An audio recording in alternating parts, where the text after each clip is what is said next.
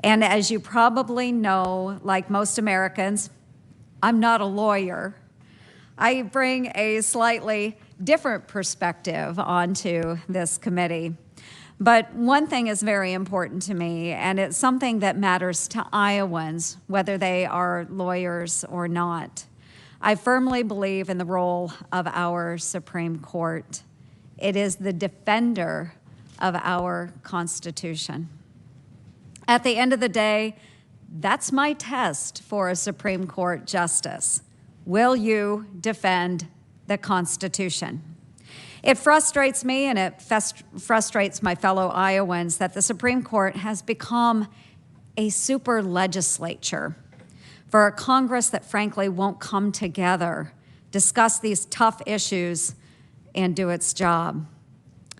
What I hear from my colleagues on the left is about judicial activism and what they want to see in their nominees, which is that super legislature.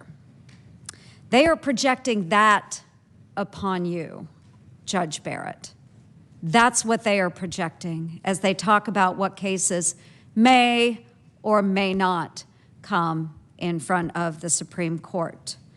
Matter of fact, I think it was just the other day that Vice President Joe Biden told the American people they don't deserve to know whether he is going to pack the court. They don't deserve to know who his judicial nominees would be. I think we do need to know, again, because it's what the left is projecting on you today, is what they want to see in their nominees. But that's not what our founders intended the court to be. I hope that this hearing will be an open, fair conversation about how Judge Barrett would be as Justice Barrett. I am concerned, however, that not everyone involved in this hearing shares that goal. We've already seen hints in that over the past few weeks, immediately attacking your faith and your precious family. Instead of entering into this nomination process with an open mind and a desire to understand this woman who has been nominated for the highest court in the land, the focus is on a plan or a strategy, a series of tactics to undermine, coerce, and confuse the American people. A plan, Judge Barrett, to undermine you as a person, undermine your family, and undermine what you hold dear. Women all over the world are painfully familiar with this strategy. We are all too often perceived and judged based on who someone else needs or wants us to be, not on who we actually are. I cannot speak for those that would attempt to undermine your nomination, but as a fellow woman, a fellow mom, a fellow Midwesterner, I see you for who you are. And I'm glad the American people have the opportunity to get to know Amy Coney Barrett. This week will be an opportunity to dig into your background further and understand more about your judicial philosophy. But what your political opponents want to paint you as is a TV or cartoon version of a religious radical, a so-called handmaid that feeds into all of the ridiculous stereotypes they have set out to lambast people of faith in America. And that's wrong. It might be less comical if this was the first time the left has trotted out this partisan playbook. Your political opponents have made these types of religious attacks on nearly every Supreme Court candidate nominated by a Republican president in the modern era. And every time, like clockwork, they say they really mean it this time. This nominee, this woman in front of us, she is the absolute worst. I'm struck by the irony of how demeaning to women their accusations really are. That you, a working mother of 7, with a strong record of professional and academic accomplishment couldn't possibly respect the goals and desires of today's women. That you, as a practicing Catholic, with a detailed record of service, lack compassion. I know you to be compassionate. Your record on the Seventh Circuit says that you are. And more importantly, it shows that your demonstrated commitment is to defending the Constitution. The great freedom of being an American woman is that we can decide how to build our lives, whom to marry, what kind of person we are, and where we want to go. I served in the Army, something not exactly popular at various points in America's history. We don't have to fit the narrow definition of womanhood. We create our own path. Justice Ginsburg was one such woman, and I would like to pay tribute to her for what she did to pave the way for women of today. It's really quite simple what your opponents are doing. They are attacking you as a mom and a woman of faith because they cannot attack your qualifications. Every year, I travel to every single one of Iowa's 99 counties and talk to men and women from all walks of life. Whether they are farmers or nurses or small business owners, they want a government that is accountable to them. When Congress makes a law that oversteps the Constitution, the ripples can be felt, whether it's on farms in Montgomery County, where I'm from, and the manufacturing facilities of Dubuque. It can be felt in the church services of Sioux City and the community meetings in Waterloo. The Supreme Court's only job is to rule on the cases before it and defend the Constitution. To do that well, a justice needs to be thoughtful, restrained, and wise.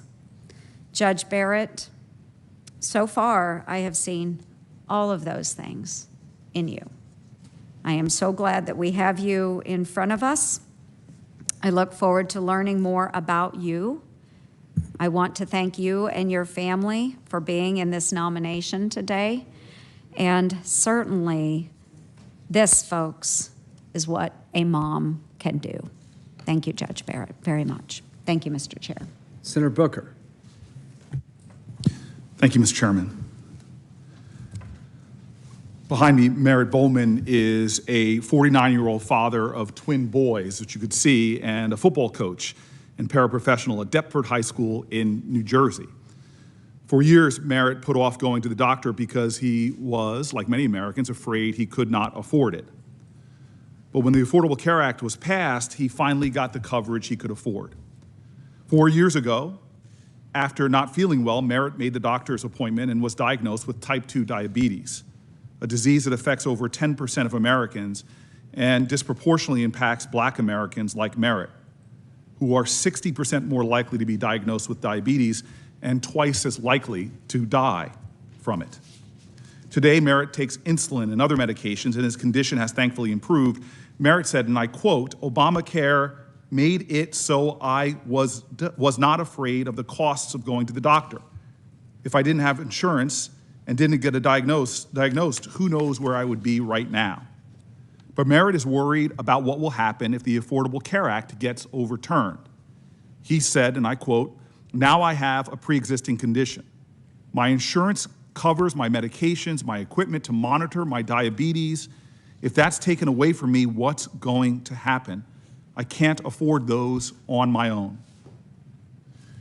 Michelle Luris from Palisades Park, New Jersey, lost her husband, John, last year when he passed away suddenly at the age of 58.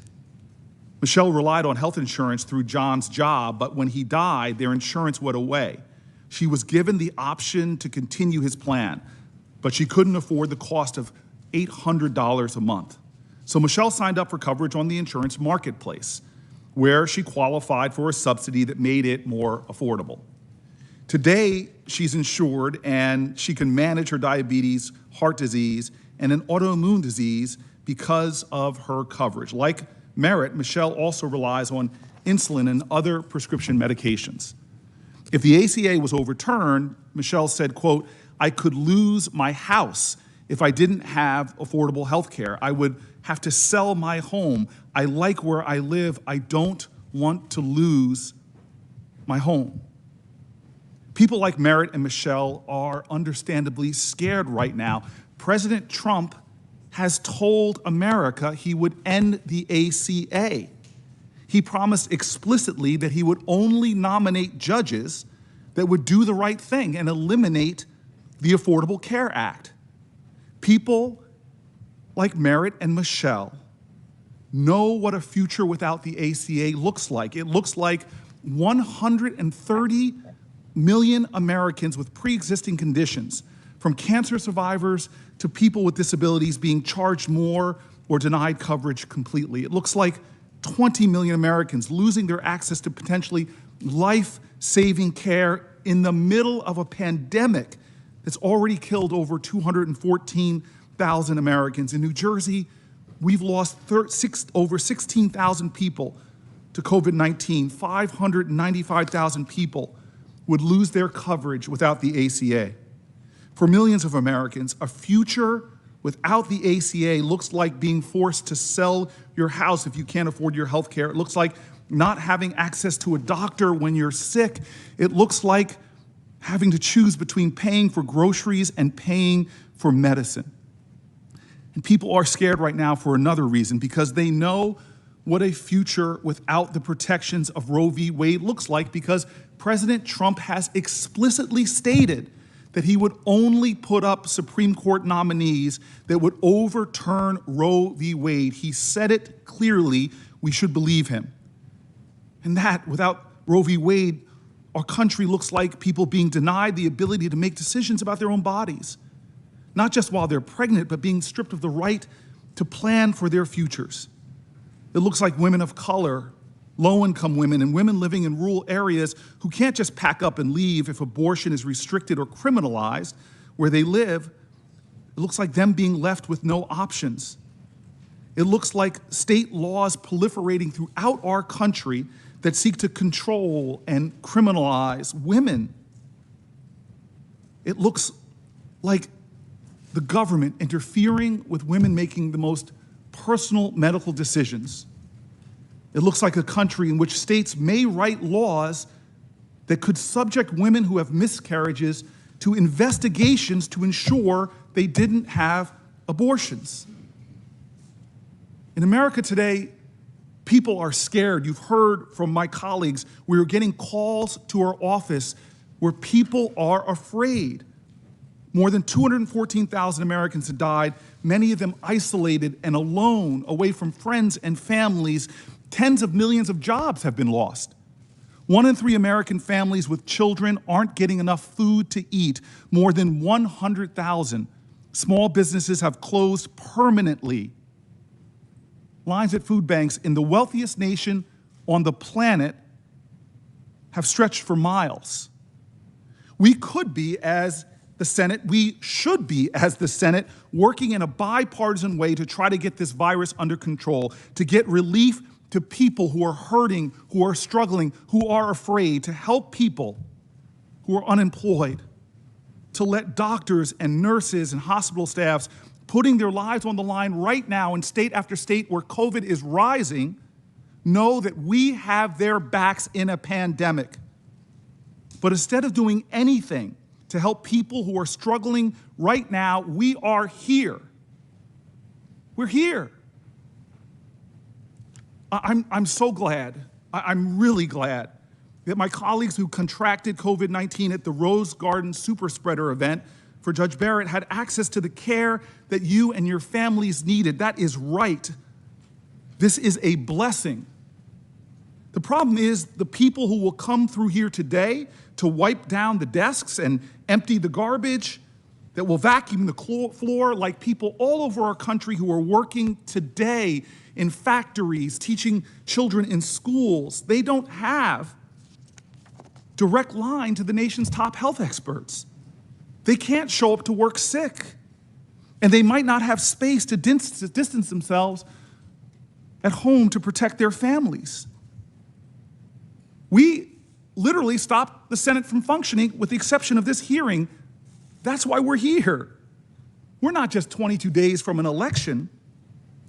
We're in the middle of an ongoing election when millions of people have already started voting because Donald Trump and most of my Senate Republican colleagues know the truth. They won't be able to get away with this after the American people have spoken in this election. Donald Trump and my Senate Republican colleagues in this room today know that the American people don't want the ACA overturned. Donald Trump and my Senate Republican colleagues know that the majority of Americans actually don't want Roe v. Wade overturned, that the majority of Americans don't want to see abortion criminalized in our states. But that is exactly why we are here today, because Donald Trump and Senate Republicans know that the American people don't want this, so they have to act now. They don't trust the American people, which is so painful because that's what they said. They said we should trust the American people, and what the American people say under President Obama 269 days from an election. And then, after that election, they tried time and time again to overturn the Affordable Care Act, but a handful of Republicans stopped them. You see, they tried in the Senate, they tried in the House, over 70 attempts to rip down the Affordable Care Act, but now Donald Trump has said explicitly he's going to do it through the courts by making the nomination we see here today. That's why we are here.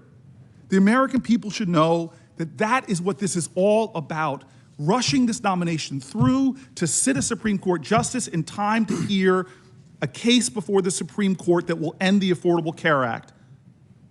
We're here because in the middle of a deadly pandemic, in the middle of an ongoing election, Senate Republicans have found a nominee in Judge Barrett who they know will do what they couldn't do, subvert the will of the American people and overturn the ACA and overturn Roe v. Wade.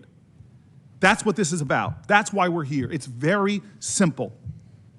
Senate Republicans know the American people don't want this, but they don't care because they have only one small window of opportunity to work the system, betray what the American people want. And so they're desperately rushing to complete this process before America starts voting, but they don't have to do this.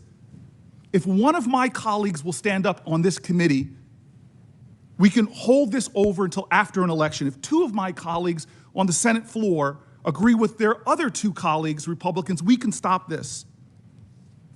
Otherwise, this is a charade when they say this is a normal Judiciary Committee hearing for a Supreme Court nomination. There's nothing about this that's normal. It's not normal that Senate Republicans are rushing through a confirmation hearing, violating their own words, their own statements, betraying the trust of the American people and their colleagues, and failing to take in this hearing even the most basic safety protections to protect people around them, all to ensure that tens of millions of people will lose their health care when we're 7 months into one of the worst public health crises in the history of our country. It's not normal. This is not normal that millions of Americans like Michelle and Merritt aren't just scared of a deadly virus. They're scared of their fellow Americans who are sitting in this room right now. They're scared that their government and their institutions will be manipulated by people who could not work through the democratic process to take away their health care and are trying an end run to achieve that. Nothing about this today is normal. This is not normal. What is going on in America today, in the midst of a deadly pandemic and an ongoing election, having a rushed Supreme Court nomination hearing is not normal, and we cannot normalize it. People are voting right now. The American people should decide. The American people should decide. The American people should decide. I will not be voting to confirm Judge Barrett's nomination. Thank you. Senator Crapo. I would like to submit a letter for the record, if I may. We should not be rushing, as I said, this process. My colleagues agree with me that we should be working to protect the health and safety of Americans across the country and taking the precautions, greater precautions in this workplace. I'd like to enter into the record a letter from Senators Leahy, Senator Harris, and myself, that we sent to the chairman last week asking that these hearings not proceed without proper testing measures, without all of us being tested and a COVID safety protocol being put into place.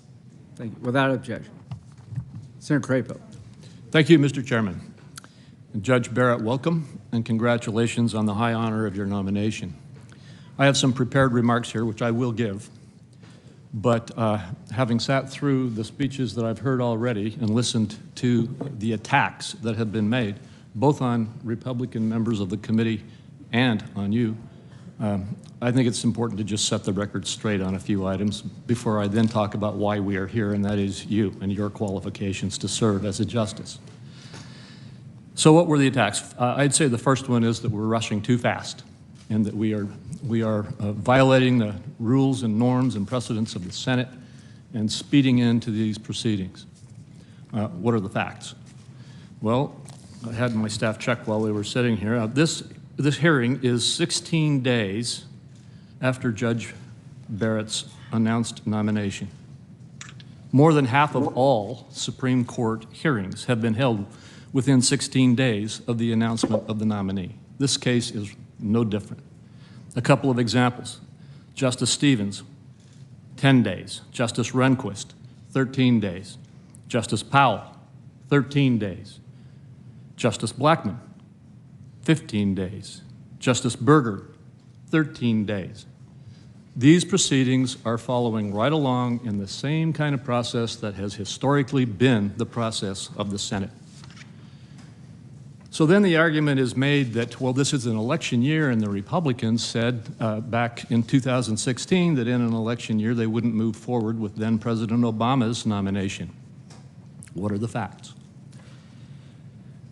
A vacancy has arisen in a presidential election year 29 times.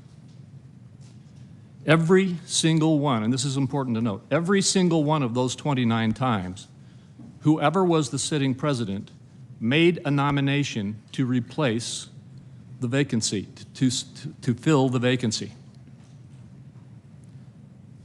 Every one of those 29 times. 19 of those 29 times, the parties of the president and the Senate majority were the same. And 17 of those 19 nominees were confirmed. By contrast, of the 10 times in which the Senate was controlled by the party opposite to the president, only one time did the Senate that was not of the party of the president proceed to fill that vacancy. In fact, vacancies under a divided government, meaning a Senate and a presidency from different parties, have not been filled for over 130 years, going back to 1888.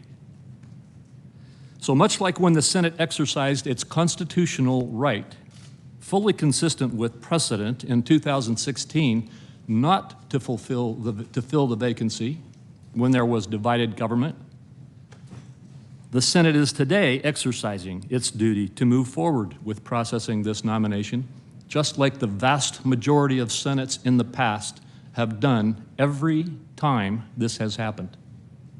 And it's important to note that. Any claim that this process is unusual or that it violates the clear precedent of the Senate is simply false. So then, back to the attacks on the members of this committee on the Republican side, and frankly against the president. It says that we're trying to engage in court packing. Now, that's a novel one because it's actually the Senate following standard procedure with regard to a vacancy that is now being accused of being court packing, when my colleagues on the other side are actually proposing court packing. That is, to statutorily and with the signature of a president, change the law so that they can add more members to the court. FDR tried this, and his effort was rejected. That effort should be rejected now, but let's be clear about it. This is not court packing. That, threatening to pass a law and change the court, is court packing. So then what were the arguments that were actually leveled against Judge Barrett? Well, the standard arguments. She is going to overturn all protections for women. She is going to change all of the laws in the country that protect people's health care. And everyone in this country who has a pre-existing condition or has any kind of a worry about getting support needs to worry that she's going to be an activist judge and a justice and go in there and change the law. She's not, and we all know that. This is simply the tired, worn-out argument that is constantly made every time a Republican president nominates a candidate for the bench for the Supreme Court of the United States. And it's never been true, and it will not be true with Judge Barrett. So then the attack is, well, the Republicans don't care about people's health. They won't even try to get COVID relief out. And we're here in a hearing in the Judiciary Committee when we ought to be passing COVID relief legislation. And I've heard several of my colleagues basically say the Republicans are refusing to work on helping to address the COVID crisis. This coming from colleagues who just a month or so ago voted unanimously to filibuster a $500 to $600 billion COVID relief package in the Senate. A COVID relief package, I asked my staff to get me a quick summary of it, that put, as I indicated, somewhere between $500 and $600 billion into more small business loans, unemployment insurance, agriculture and farming assistance, postal service assistance, education assistance, both at the higher education levels and at K through 12, healthcare assistance for pandemic preparation for strategic stockpiles, for testing, for contact tracing, billions for vaccine and therapeutic and diagnostic development, and the list goes on. We were stopped from proceeding with this legislation by a filibuster of those who now accuse us of not wanting to try to do something. We stand ready if you'll simply let us go to the legislation and pass it. So now, Judge Barrett, let me talk about you. Judge, you have an exemplary academic record and legal credentials, and you are preeminently qualified to serve on our Supreme Court. Following your graduation from law school, you clerked for both the U.S. Court of Appeals for the District of Columbia and the U.S. Supreme Court. At the Supreme Court, you clerked, as everyone knows, for none other than the late Justice Antonin Scalia. Upon receiving your nomination to the Supreme Court, Judge Barrett reflected on her clerkship for Justice Scalia, citing his incalculable influence on her life. She also stated that his judicial philosophy is hers too, and that a judge must apply the law as written. That's what we need in our next Supreme Court justice. Rather than the activist justice that you are being accused of being. Judges are not policymakers, and they must be resolute in setting aside policy views that they may hold. And I know you know that. Should we not take Judge Barrett at her word? As a judge, Supreme Court or otherwise, she must be dedicated to interpreting the law as written with an unparalleled commitment to our Constitution. I've visited with her privately. I've reviewed her record. I have seen nothing that would indicate that she is not telling the truth when she says that is her view of how a judge should conduct herself. I've met with a number of Supreme Court nominees in my service in the Senate, and throughout I've continued to maintain an emphasis on following the law and upholding our Constitution, and that must be a central characteristic of the justices we select for this highly influential part of our government. Judges have a great responsibility to carefully exercise their authority within the limits of the law. Our court system has the responsibility to preserve our constitutional rights, ensure a limited government, and provide speedy and fair justice. Following her clerkships, Judge Barrett spent time in private practice before beginning her tenure as a professor. Her academic scholarship and lengthy analysis of issues facing the federal courts make her uniquely well qualified to serve on our nation's highest court. In particular, Judge Barrett's thoughtful exploration of the precedent and the doctrine of stare decisis demonstrates that she is both intellectual and deliberative in her understanding of the law. Moreover, it's evident that she understands the role of a fair and proper judge.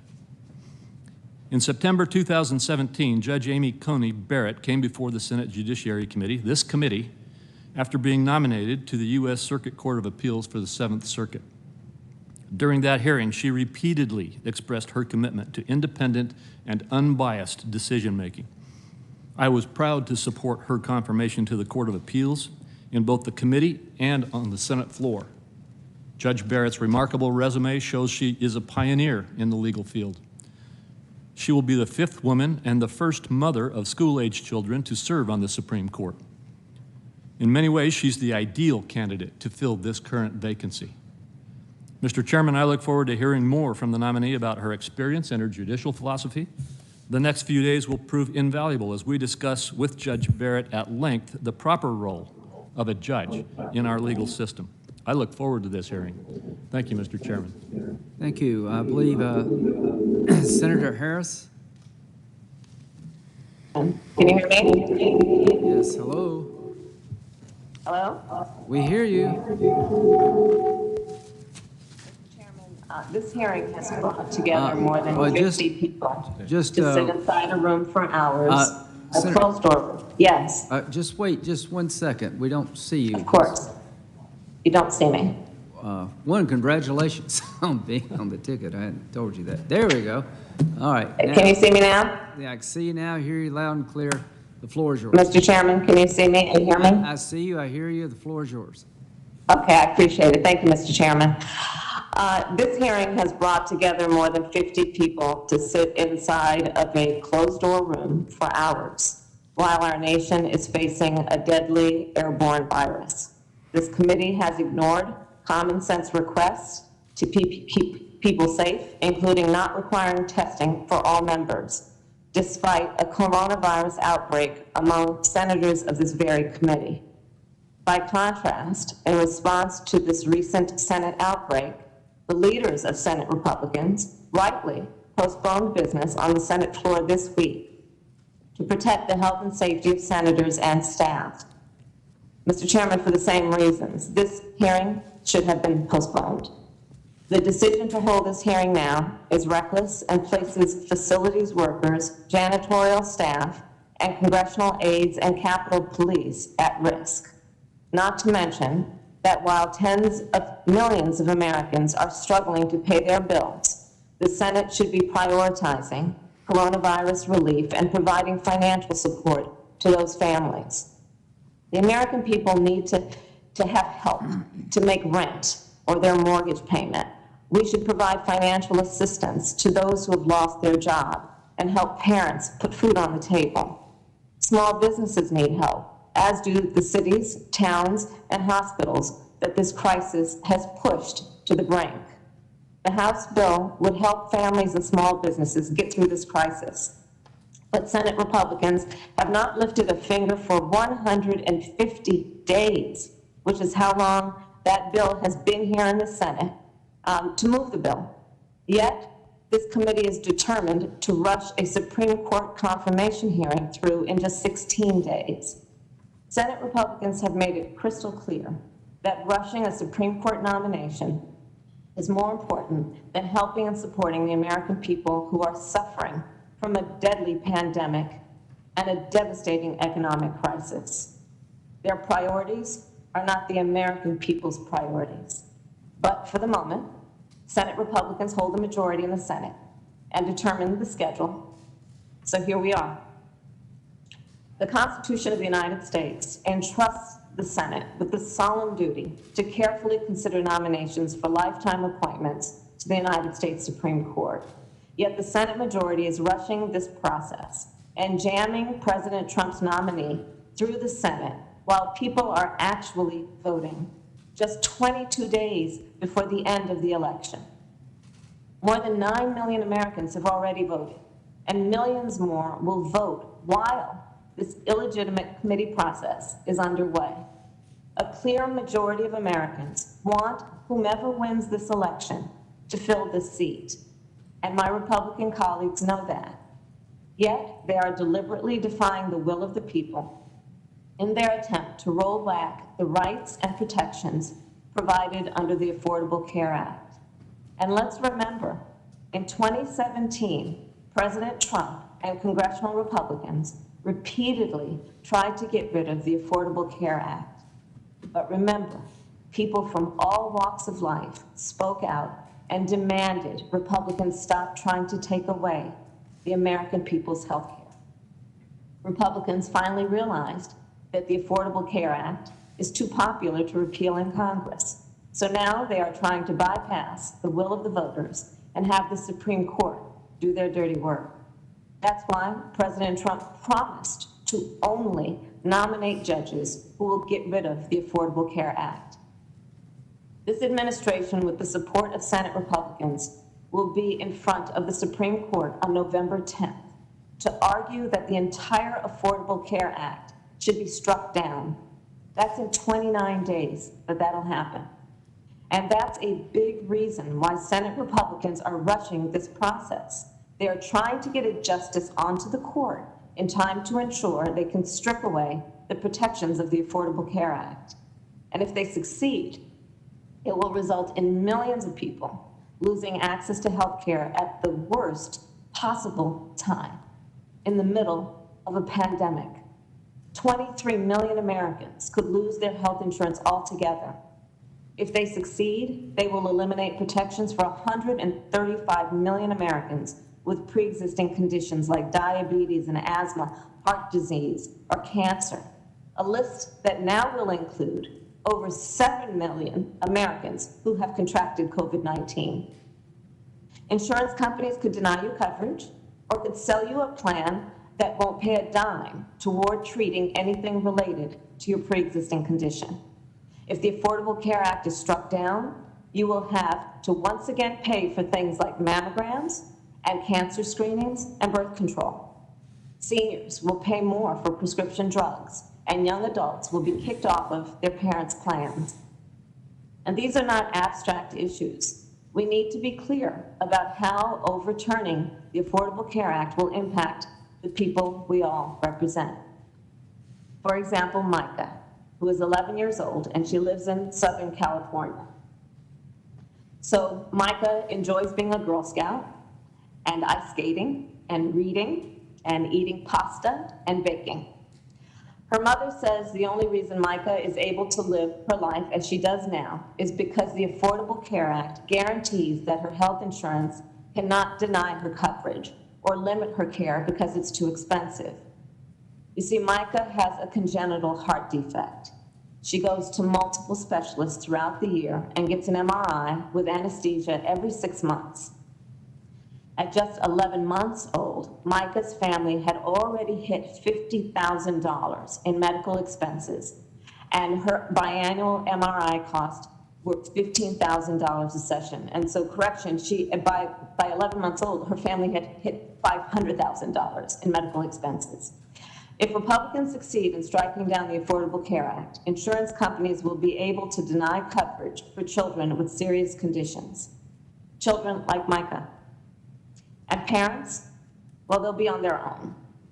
No one should face financial ruin to get their child or their spouse or their parent the care they need. And no family should be kept from seeing a doctor or getting treatment because an insurance company says that the treatment is too expensive. In America, access to health care should not be determined based on how much money you have. Health care and access to health care should be a right. Micah and millions of others who are protected by the Affordable Care Act know this is fundamentally what is at stake with this Supreme Court nomination. And of course, there's more at stake. Throughout our history, Americans have brought cases to the United States Supreme Court in our ongoing fight for civil rights, human rights, and equal justice. Decisions like Brown versus Board of Education, which opened up educational opportunities for Black boys and girls. Roe versus Wade, which recognized a woman's right to control her own body. Loving v. Virginia, and Obergefell v. Hodges, which recognized that love is love, and that marriage equality is the law of the land. The United States Supreme Court is often the last refuge for equal justice when our constitutional rights are being violated. Justice Ruth Bader Ginsburg devoted her life to fight for equal justice, and she defended the Constitution. She advocated for human rights and equality. She stood up for the rights of women. She protected workers. She fought for the rights of consumers against big corporations. She supported LGBTQ rights, and she did so much more. But now, her legacy and the rights she fought so hard to protect are in jeopardy. By replacing Justice Ruth Bader Ginsburg with someone who will undo her legacy, President Trump is attempting to roll back Americans' rights for decades to come. Every American must understand that with this nomination, equal justice under law is at stake. Our voting rights are at stake. Workers' rights are at stake. Consumer rights are at stake. The right to a safe and legal abortion is at stake. And holding corporations accountable is at stake. And again, there's so much more.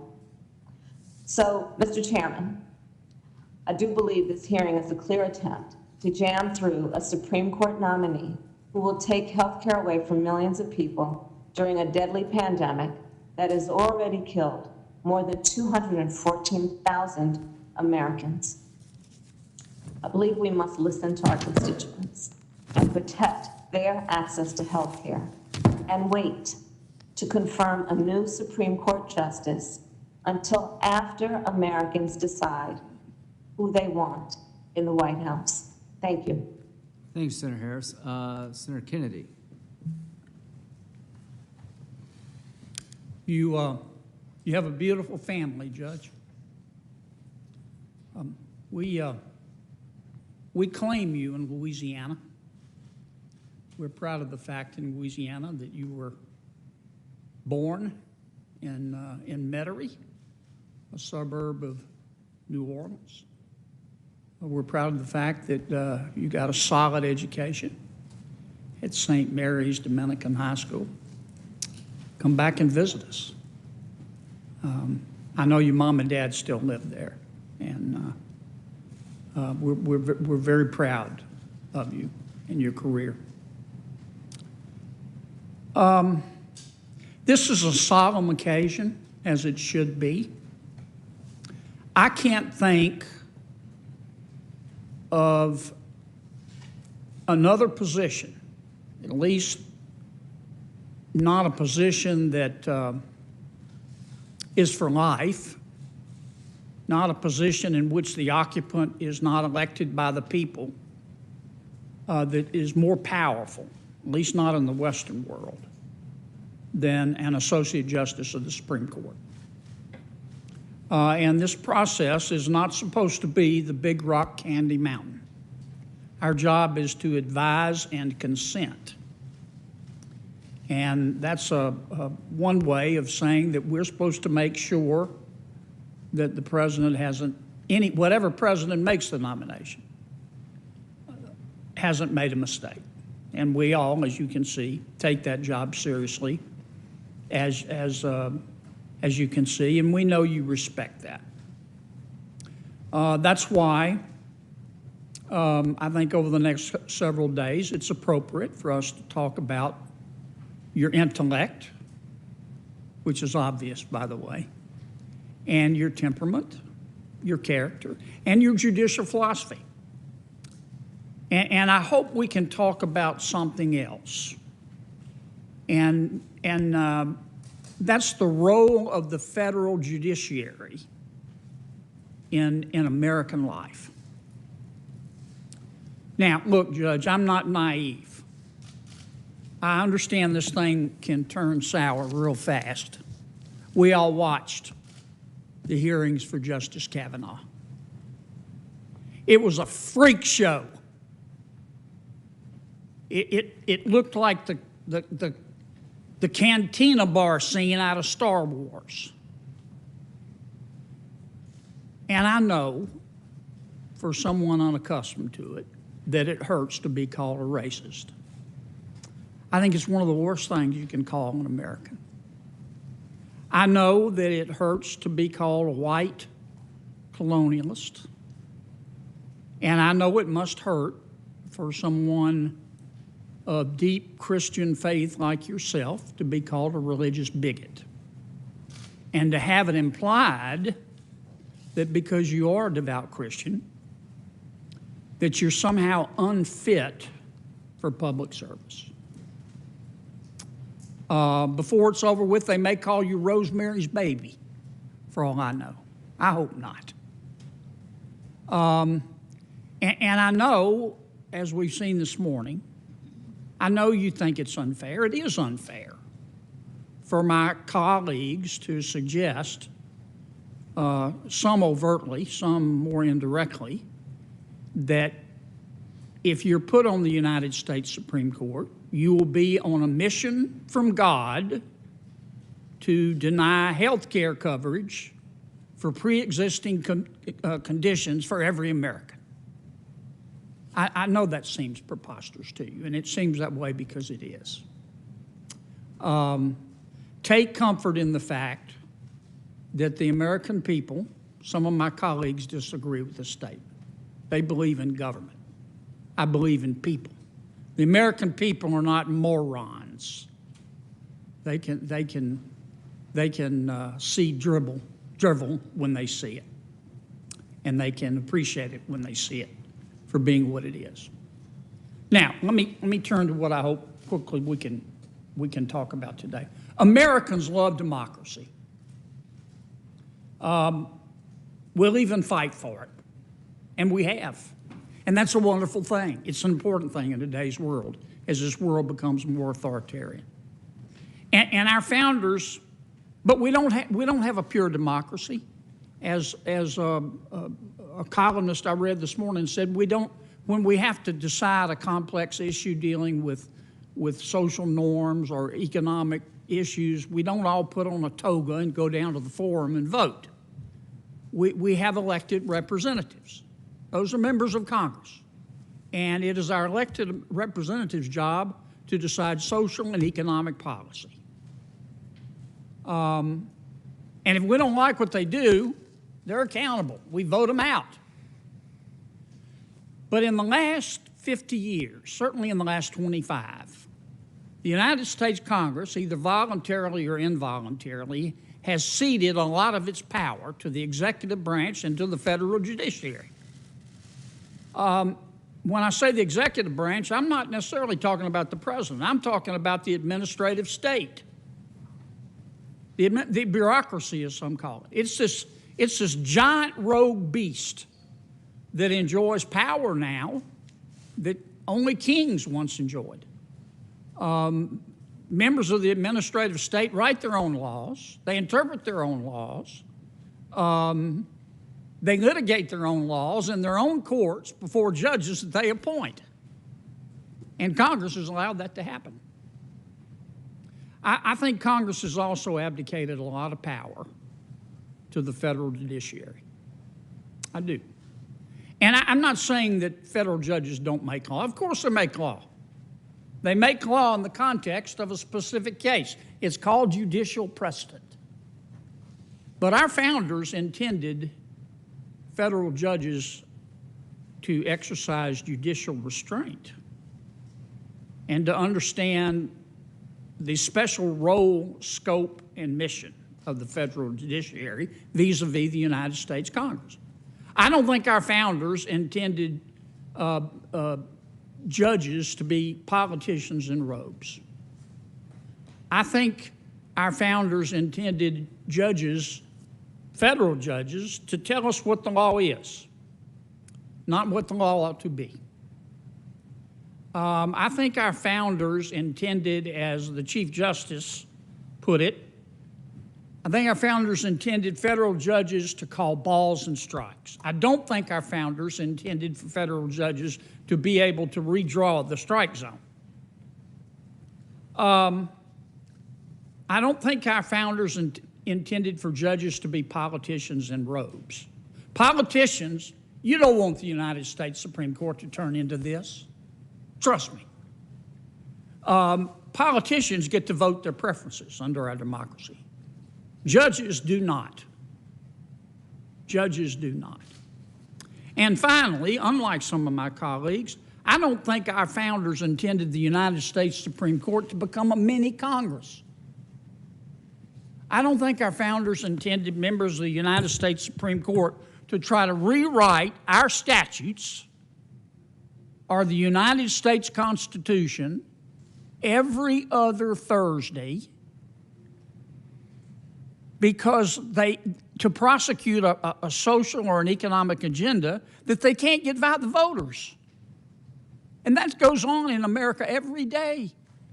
We've reached the point where one single solitary federal judge in a limited venue can enjoin a federal statute or an executive order of the President of the United States for the entire country.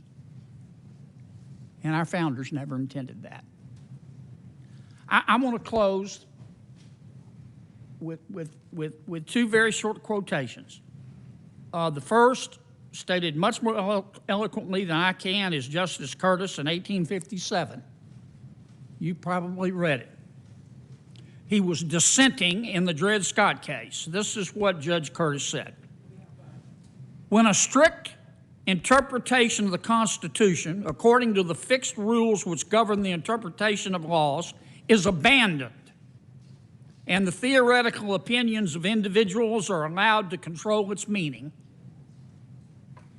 we have no longer a Constitution. We're under the government of individual men who, for the time being, have power to declare what their Constitution is according to their own views of what it ought to mean. And finally, a more contemporary statement from a gentleman that you're very familiar with, Justice Scalia. He said it in real-world terms. This is what he said. The American people love democracy, and the American people are not fools.